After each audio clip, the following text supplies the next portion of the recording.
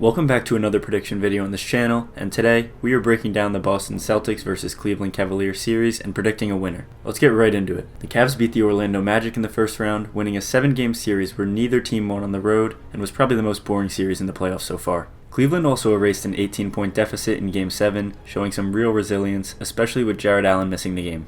Now, the Cavs will try and compete with the Celtics, who bullied the Miami Heat in the first round.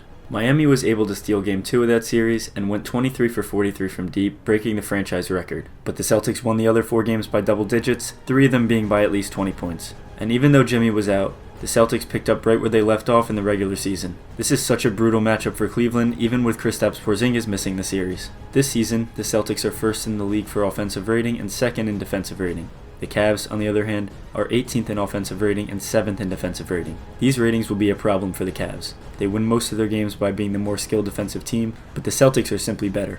The Cavs' biggest strength is neutralized in this series, and they're also going to have a lot of trouble scoring. Boston went 2-1 against Cleveland during the regular season, and the Cavs didn't play any of the 3 games with their 2 big lineup of Jarrett Allen and Evan Mobley.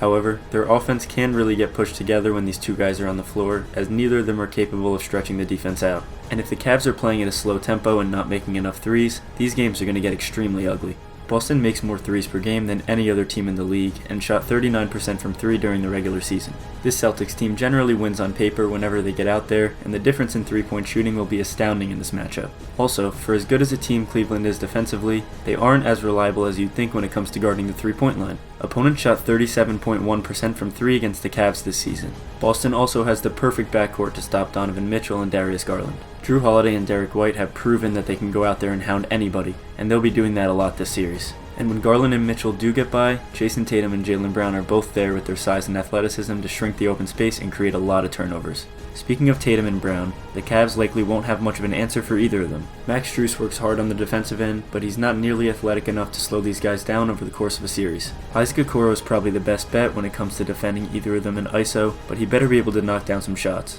He's only shooting 24% from 3 during the playoffs, and his inability to contribute offensively forces the Cavs to take him off the court. Cleveland lacks talent on the wings, and that's not what you want against one of the best wing duos in basketball. The Celtics now have Al Horford starting since Porzingis is out, which means that they still have a floor-spacing big to pull Allen or Mobley away from the basket and weaken the Cavs' interior defense. That should mean some good opportunities for the Celtics scorers to get buckets. So, what is my final prediction? I got the Celtics in 5.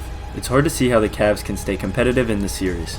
I am giving Cleveland 1 win in the series to account for a big Donovan Mitchell performance or a game where the Celtics are freezing cold from 3. Still, this will be yet another easy series win for Boston as they advance to the Eastern Conference Finals. But what do you think? Am I right?